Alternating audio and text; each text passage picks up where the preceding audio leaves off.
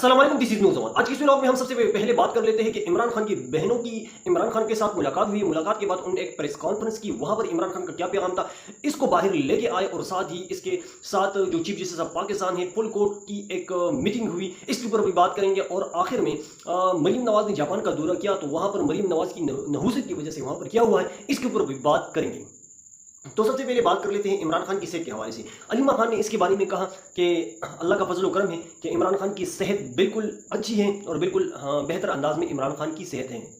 इसके साथ साथ बाहर की जो एक स्पेकुलेशन जारी थी कि इमरान खान की ज़िंदगी को खतरा है, मेरे ख्याल में पाकिस्तान के एस्टेब्लिशमेंट ने ये जानबूझकर फैलाया ताकि लोगों की नफ्स को देखा जा सके। लेकिन इसके साथ साथ इमरान खान को भी देखे, इमरान खान से जब सवाल किया गया इसके बारे में तो उन्होंने कैटेगोरिकली ये जवाब दिया कि मेरी ज़िंदगी जो है वो आसिम मुनीर की नहीं बल्कि अल्लाह की हाथ में है। तो ये इमरान खान की जो अल्लाह के ऊपर जो यकीन और ईमान है, आप इससे इनका अंदाज़ा लगा सकते हैं। लेकिन इसके साथ साथ इमरान खान ने गंडापुर के लिए जो पैगाम भेजा है वो ये है कि आप खैबर पख्तूनख्वा में जो ड्रोन हमले हो रहे हैं और इसके साथ जो ऑपरेशन जो जारी है इसको पूरी तौर पर रोका जाए। और साथ ही इमरान खान ने गंडापुर को यह भी कह दिया है कि आप अफगानिस्तान में जाए, वहां का दौरा करें और वहां तालिबान के साथ अपनी ताल्लुकात को जो है बेहतर बनाए और इनको ये कहे कि ये हमारी पॉलिसी नहीं है। लेकिन बहरहाल अभी तक गंडापुर कुछ भी नहीं कर पा रहे इमरान खान की जो अहकामात है इसके ऊपर, बल्कि उल्टा इमरान खान के बारे में जो सोशल मीडिया के ऊपर जो लोग बैठे हैं कि अली अमीन गंडापुर इसके ऊपर अमल दरामद क्यों नहीं कराते, तो अली अमीन गंडापुर ने अपने सोशल मीडिया एक नेटवर्क एक्टिव किया हुआ है और इसको गद्दार कहलाते हैं और कभी इनको इंतशारी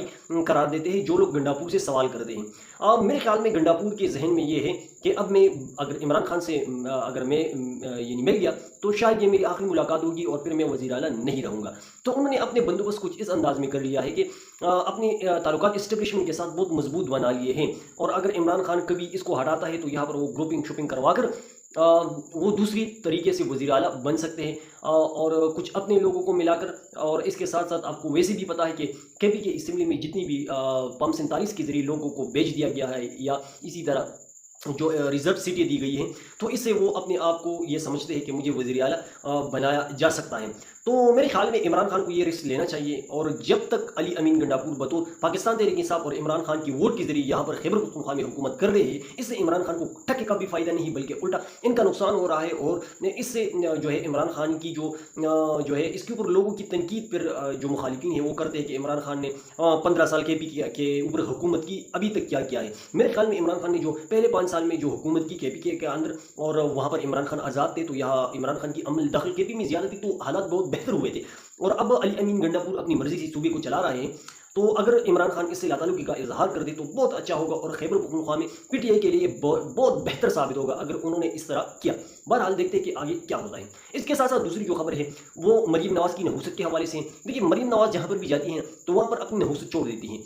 अभी भी उन्होंने जापान का दौरा किया तो इसका नतीजा ये निकला, अभी चंद यानी महीना भी नहीं गुजरा है, चंद दिन गुजरे हैं, वहाँ की जापान की वज़ीर आज़म ने रिज़ाइन कर दिया है, उन्होंने अपने ओहदे से मुस्ताफ़ी हो गई। तो ये इनकी जो कमालात हैं तो आप इसको देख सकते हैं। तीसरी जो खबर है वो सुप्रीम कोर्ट ऑफ पाकिस्तान के हवाले से। वहाँ पर जो है पोल कोर्ट का इजलास बुलाया गया है, लेकिन यहाँ पर चीफ जस्टिस ने एक सवाल किया कि मैंने हमेशा कानून की बालादस्ती के लिए काम किया है। तो बतौर एक पाकिस्तानी आप सबसे मेरी ये सवाल है और कमेंट में ज़रूर बता दीजिए कि चीफ जस्टिस जो है यही अफरीदी कितने झूठे हैं और कितने सच्चे हैं। मेरे ख्याल में हर पाकिस्तान को इसके बारे में इल्म है, लेकिन बहरहाल अपनी राय का इजहार ज़रूर कीजिए। आज उन्होंने जो वारदात डाली है चीफ जस्टिस ऑफ पाकिस्तान ने वो कुछ यूँ है कि सबसे यानी हर साल जो मीटिंग होती थी सालाना, तो ये कोर्ट नंबर 1 रूम में होती थी। वहाँ पर जो कि इंतजाम अच्छे होते हैं और वहाँ पर जो हाजिर सर्विस जज होता है हर एक के पास वहाँ पर कुर्सी होता है और माइक होता है, जिस तरह कौमी असम्बली में होता है। और चीफ जस्टिस ऑफ पाकिस्तान जाते हैं वहाँ पर तकरीब से खिताब करते हैं। लेकिन यह अफरीदों को ये पता था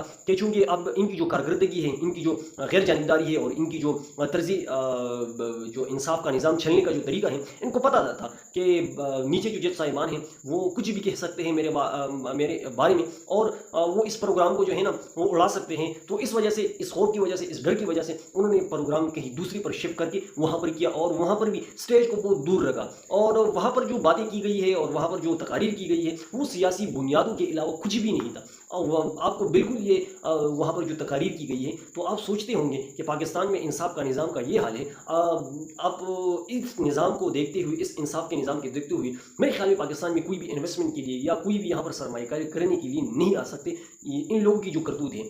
इसके साथ साथ यहया अफरीदी जो है इनकी जो बातें आप सुनते हैं ना, आज उन्होंने फिर कह दिया कि हमें अपनी अदलिया के अंदर इंटेलिजेंस यानी आर्टिफिशियल इंटेलिजेंस से मदद लेनी चाहिए। देखिए, आप आर्टिफिशियल इंटेलिजेंस से तब मदद ले सकते हैं कि आपके अंदर जो है ना आपका ज़मीर जागा हुआ हो। मेरे ख्याल में अगर इनकी कारकर्दगी को देखें कि उन्होंने एक बहाने के ज़रिए पाकिस्तानी अवाम के टैक्स के ज़रिए सुप्रीम कोर्ट की तादाद की जजेस की जो तादाद थी वो इनको बढ़ा दिया। किस बुनियाद के ऊपर कि यहाँ पर चीफ जस्टिस साहब को जो है ना यहाँ पर इनको अक्सरियत नहीं थी, तो अपनी अक्सरियत में को बरतरी में बदलने के लिए इजाफी जजेस हुकूमत के ज़रिए उन्होंने सुप्रीम कोर्ट ऑफ पाकिस्तान में क्या कर दिया, एंटर कर दिया। अब इनकी वहाँ पर मेजॉरिटी है, ठीक है, लेकिन जितनी भी जजेस हैं ज़्यादातर वो हुकूमत के फेवर में है, क्योंकि वो हुकूमत ने सलीक किए हुए हैं, हुकूमत के साथ इनके ताल्लुकात अच्छे हैं, और वो हुकूमत के ख़िलाफ़ कभी भी मेरे ख्याल में अखलाकियात की बुनियाद के ऊपर भी वो हुकूमत के ख़िलाफ़ फैसला नहीं दे सकता, इतनी कमज़ोर जजेस हैं।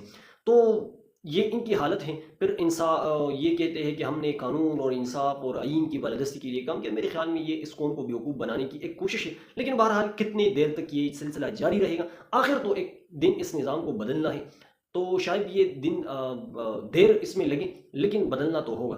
तो यही हालत है इस वक्त पाकिस्तान की, और इस हालत को देखते हुए एक पाकिस्तानी होने के नाते हम सबको इसके ऊपर बहुत तशवीश है, लेकिन क्या करें, हमारे हाथ में कुछ है नहीं। तो अपनी ज़ुबान के ज़रिए, अपनी आवाज़ के ज़रिए जो कुछ हमसे हो सकता है वो हम इस मुल्क के लिए और इस मुल्क की खातिर हम करेंगे। अपनी दुआओं में याद रखिए, इंशाल्लाह नेक्स्ट आने वाली वीडियो में आप लोगों के साथ पुर मुलाकात होगी। आज के लिए इतनी काफ़ी। वस्सलाम।